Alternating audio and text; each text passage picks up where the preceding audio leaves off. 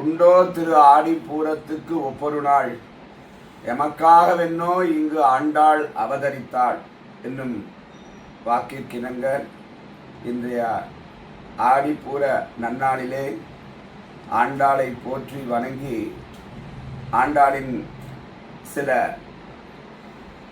விஷயங்களை பார்ப்போம்.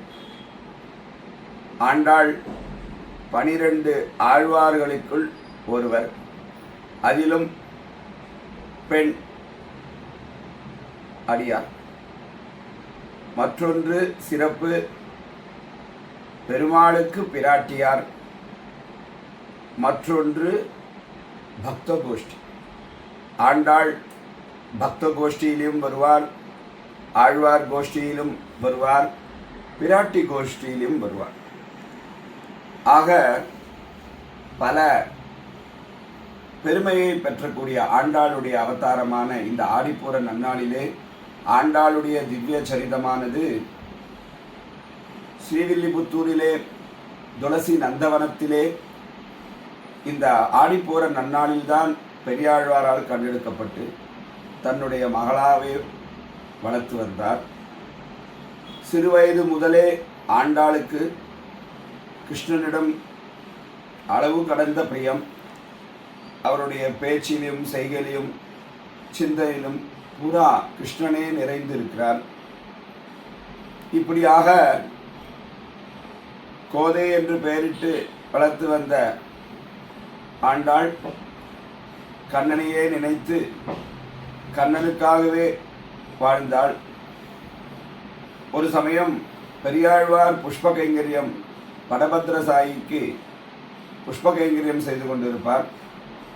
அந்த மாலையை எடுத்து, பகவானுக்கு சூட்ட வைத்திருந்த மாலையை எடுத்து தனக்கு சாத்தி, கண்ணாடியிலே காரை பூணும் கண்ணாடி காணும் தன் கையில் வளகுடுக்கும் கூரையுடுக்கும் அயர்க்கும் தன் கையில் கொவ்வாய் சுருக்கும் என்னும் பாசுரத்துக்கு இணங்க தனக்கு சூட்டி அழகு பார்த்து தான் கண்ணனுக்கு ஏற்றவளா இருக்கிறோமா என்று நாளொரு மேனியும் பொழுதொரு வண்ணமாக கண்ணனுக்கு ஏற்றா போலே தன்னை மாற்றி அலங்கரித்து கொண்டு இருப்பாள். இந்த புஷ்பமானது நித்தியம் வடபத்திர சாயிக்கு சமர்ப்பிக்கும் முன்னரே தனக்கு சூடி பிரிந்து அந்த குடலிலே வைத்து விடுவார். இது பெரியாழ்வாருக்கு தெரியாது. ஒரு நாள் பெரியாழ்வார் எதேச்சையாக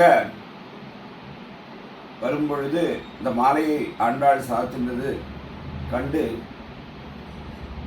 கோபப்பட்டு, இனி அப்படி செய்யக்கூடாதம்மா, இது பகவானுக்காக சமர்ப்பிக்கப்பட வேண்டிய புஷ்பம், நம்மெல்லாம் அவருடைய அடியார்கள், அவருடைய பிரசாதமாக தான் பெற்றுக்கொள்ள வேண்டும், அதனால் இனி இந்த மாதிரி காரியங்கள் செய்யாதே என்று அன்போடு வாஞ்சியோடு கோதை நாச்சியாரை கண்டித்து திருது நந்தவனத்துக்கு சென்று வேறு புஷ்பங்களை பறித்து மாலை கட்டி அன்று பகவானுக்கு சமர்ப்பித்தாயிற்று.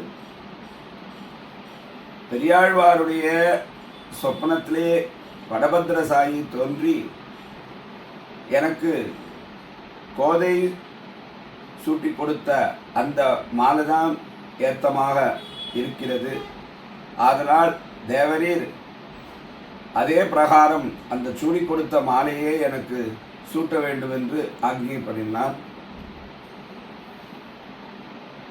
அதன் பிரகாரம் ஆண்டாள் சூற்றி கொடுத்த மாலையை தான்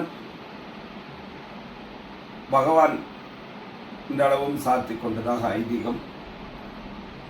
அதனாலேதான் சூடி கொடுத்த சுடர்கொடி என்று ஆண்டாளுக்கு பகவானாலேயே பெயர் சூட்டப்பட்டது. மேலும் கண்ணனையே உருகி அவன் நினைவாகவே எப்பொழுதும் இருந்தபடியால் பெரியாழ்வாருக்கு பெரிய மன உளைச்சல். கோதைக்கு வயது ஆகிவிட்டது, அவளுக்கு திருமணம் விவாகம் செய்து வைக்க வேண்டும். இந்த பெண் சாக்ஷாத் பகவானையே கல்யாணம் பண்ணிப்பேன், மானிடவர்க்கென்று பேச்சுப்படில் வாழகில்லேன் என்றெல்லாம் சொல்லுகிறாள். என்ன செய்யறது? கோதையிடம் பேசுகிறார். நம்ம மானிடராக பிறந்திருக்கிறோம், மனுஷ ஜென்மா. பகவான்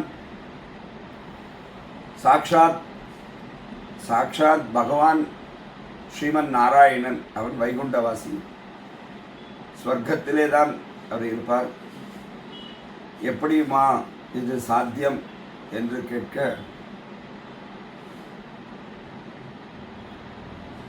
பண்ணா கல்யாணம் கண்ணனமோடு தான் செய்வேன், இல்லையால் பண்ணிக்கொள்ள மாட்டேன் என்று திட சங்கல்பமாக இருந்தார். இப்படி நாட்கள் கடந்தது. ஒரு நாள் அந்த வடபத்ரசாயியிடமே இதை சென்று மனமுருகி பெரியாழ்வார் பிரார்த்தித்தார். நீ கோதையை விவாக கோலத்தில் அலங்கரித்து நம்முடைய சன்னதிக்கு அழைத்து வாரும், நாமே அவரை விவாகம் செய்து கொள்வோம் என்று சொல்லவும்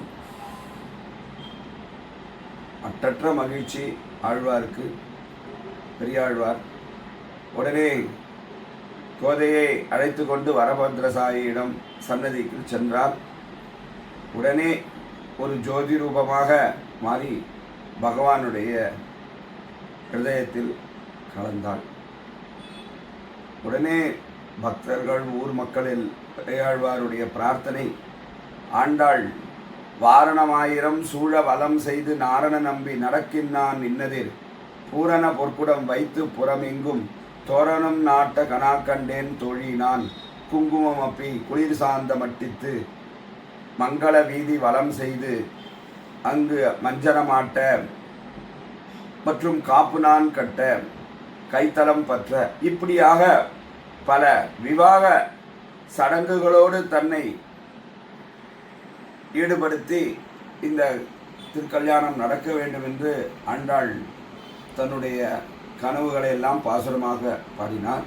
அதே பிரகாரம் தேவரீர் ஆண்டாளை திருமணம் செய்ய வேண்டும், அது எங்களுடைய பிரார்த்தனை என்று பகவானிடம் பிரார்த்தனை செய்ய, பகவானும் அதற்கு செவி சாய்த்து திருப்பி கோதையை பெரியாழ்வாருடனே அனுப்பி வைத்தார். ஒரு நல்ல நாளிலே இந்த முகூர்த்தமானது ஸ்ரீவில்லிபுத்தூரில் விமரிசையாக நடக்கும் என்று சொன்னார்.